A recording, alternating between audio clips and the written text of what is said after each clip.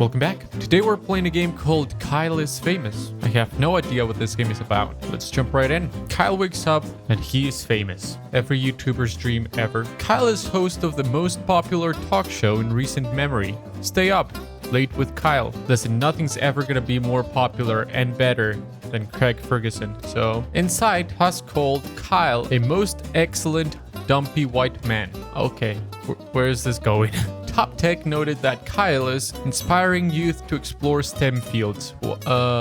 Most other talk shows are dedicated to discussing Kyle and his personal details. Most online videos are best of clips taken from Kyle's latest broadcast. The eye of the world is upon Kyle. Tonight, Kyle's most important guest interview yet will be featuring Rachel May. This interview requires preparation. Oh, here's where I come in, I guess. Kyle cracked his eyes open knowing that today is his last chance to prepare for the interview. Is he like doing this last minute like a high schooler? Kyle has 30 hours left. He must choose his actions wisely. I'm gonna try to be very realistic with my decisions, so let's just go with wither away. Kyle decided to stay put and wither away. Kyle withered successfully and died. Okay. I guess that's the end. Oh, wait, what? Kyle is now a ghost. This does not relieve him of his responsibilities. God damn it. I guess this is a lesson for everyone out there. Even in death, you have to do your homework. Get out of bed anyways. Kyle exited his bed and took a quick glance around his bedroom. Alright, let's open the closet. It was dark and he could only really see his hanging shirts. Choose an outfit. I think a suit of armor is in order. Time for a crusade, boys. Kyle was unsure of what exactly caused him to decide to wear his armor, but it felt like the right thing to do. After much squeezing and sweating, Kyle managed to wrap the metal suit around his dumpy self. Kyle returned to the center of the bedroom. I will sit at my desk. Let's check my drawer. I'm gonna grab the key. Oh, I have an inventory here. I'm a ghost. I have armor and I have a key. This makes no sense. Just like my life. Let's just keep going. All right, let's write some notes for the interview. Kyle wrote down his first question. Is your mother a mother? Seems like a perfectly valid question to me. Ever eaten a raw egg whole? Let's do that. I purposely ran over a puppy. Perfect. That's gonna break the ice real quick. Kyle wrote down his last question. What's your guilty pleasure? Or are you guilty? Let's do that. I have 11 hours left. God damn it. Exit the bedroom to the hallway. Kyle walked out into the middle of the road and took a long pondering look around him. Let's go to the neighbor. So I knocked on the door. A middle-aged woman named Gabby answered the door. She looked at Kyle expectantly. Oh, so I'm gonna ask Gabby what her true thoughts about Rachel May are. Okay. Is Gabby like an IGN reviewer? What's going on? Is she like a drug addict? What's happening here? Oh, she's a wonderful woman. Her generous acts have inspired more good work than bad. What are those generous acts, I wonder? Free meth? To meth addicts? What's happening here? After several uncomfortable minutes of silence, Kyle turned around and left. I have 2 hours left. I only have 1 hour left. Kyle hurried to the set. Per normal, he ceased to be a ghost before he arrived. Sitting across from his host chair was a glamorous woman with an air of genuinity. Good evening, Kyle, she said, looking him in the eyes. I've been looking forward to being here. Kyle responded, scream and spin in circles. That's so me. The very definition of social anxiety. Let's do that. Kyle started to stretch out his arms wide, tilted his neck upwards, and was interrupted by his producer telling him and Rachel that it was time to start the show. A moment after seating, the studio lights brightened and the cameras clicked on. Good evening, everyone, said Kyle, looking at the camera. Welcome back to Stay Up Late with Kyle. Tonight I have the pleasure of interviewing the lovely Rachel May, who needs no more introduction, thank God. Kyle motioned to Rachel, who smiled and waved at the camera. Hello, Kyle, she said. I'm glad to be here. In response, Kyle collapsed on the floor. It's like a Redditor when a woman actually talks to them. Combination of stressful preparation and not eating anything. Oh, so that's the key right there. Kyle passed out. After a while, they ended the broadcast, shut off the lights, and went home. Kyle was left face first on the floor. The end. Well, Kyle prepared by starving himself. There's 21 endings to this game. Alright, so Kyle's first decision in the morning. So I'm not gonna wither away this time. I'm just gonna exit the bed. I'm gonna scavenge for gossip.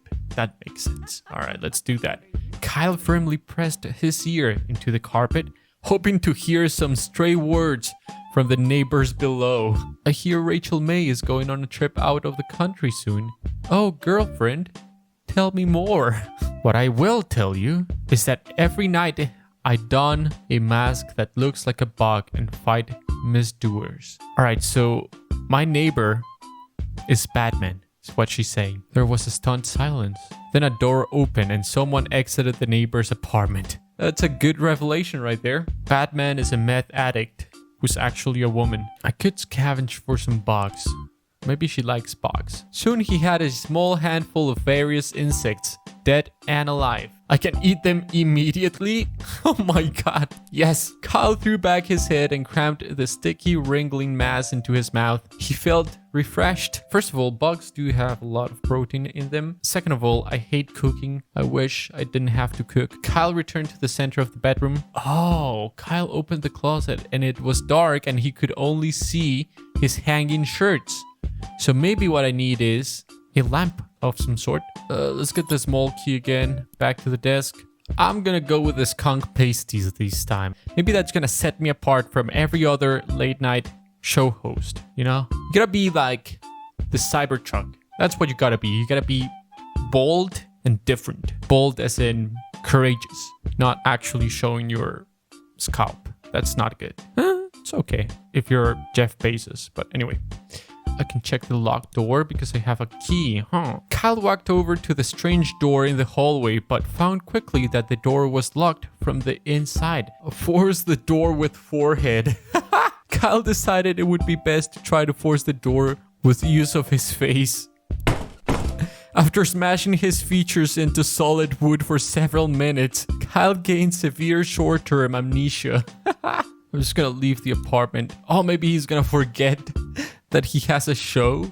Is that the end? Kyle hurried to the set. All right, no. So he does remember. As Kyle approached her, Rachel looked up and smiled.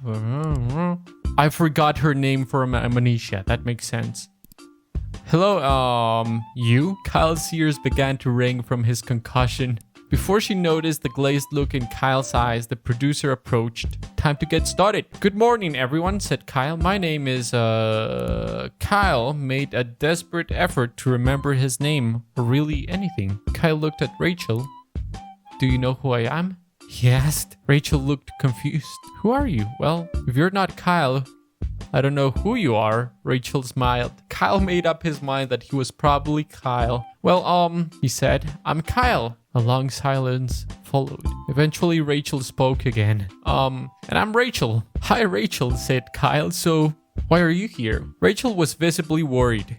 Haha, funny. Were you planning on asking me any questions? I mean, I don't have any ideas, said Kyle. Kyle got out of his chair and walked off frame, leaving Rachel alone with millions of viewers. Rachel started to attempt to entertain the audience herself. Eventually, the producer ended the broadcast early due to technical issues. Kyle woke up in his bed the next day, remembering nothing about what had happened. The end.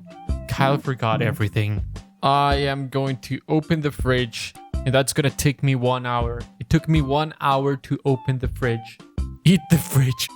Eat the actual fridge. Kyle pointed his neck directly upwards and hoisted the fridge on top of his face. Somehow, miraculously, he wrapped his mouth around the device. He started to swallow. In one slow, horrible movement, the fridge slid down Kyle's throat.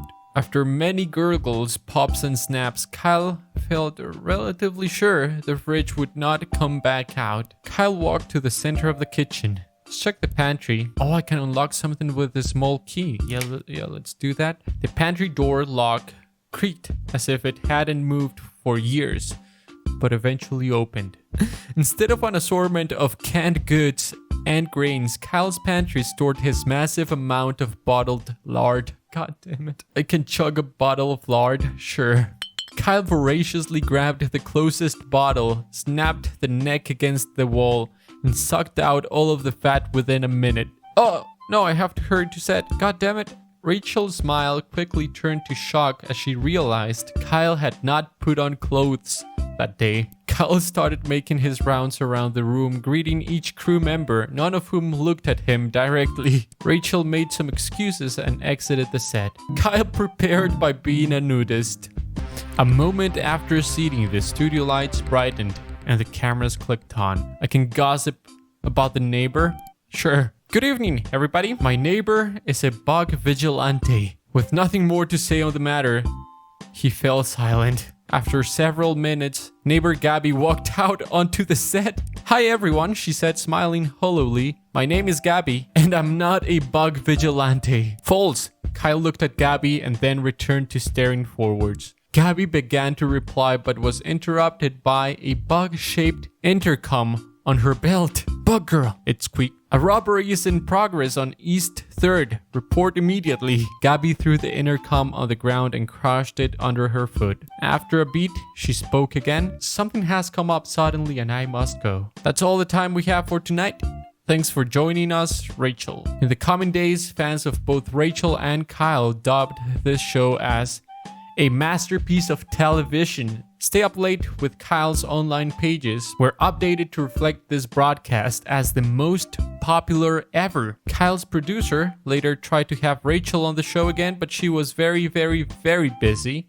So that's the end. Rachel, are you guilty? Kyle threw his questions on the floor, stood up and pointed at her. Rachel's eyes twitched slightly. Guilty of what, dear Kyle? Guilty, spat Kyle. Of your crimes. Rachel did not answer. Her eyelids both started twitching uncontrollably. Oh man, I had this feeling that she was not gonna be a good person. Kyle asked another question. Do you ever smile? Do you ever smile? Like seriously. If you're gonna be in the show, you need to smile, okay? Said Kyle, not smiling. You're here to get views. And you'll get more views if you smile. Here, I'll show you how. Is this guy a YouTuber? Is he a Twitch streamer? I think that's all I was planning on asking you. If that's the case, Kyle, may I ask something in return? Why exactly did you decide to wear a suit of armor today? Before Kyle could answer, the cameras shut down and the broadcast was over. But as he lay in bed, as he lay in bed and drifted to sleep, he felt that perhaps something was still missing. Oh, look at that. Kyle prepared very well. All right, so if I have change, I can buy the batteries with change. Okay, insert into flashlight. Oh, go back to the bedroom, open the closet. I can inspect with a flashlight now. Kyle shined his flashlight into his moist cave-like closet that had not seen light in years. After several minutes of searching around with the light, Kyle saw something unusual in the back. A small metal box with a large red button sat in the back, stamped with a travel time label. Okay, let's stick the box. Oh, I can time travel with Rachel now. What? All right.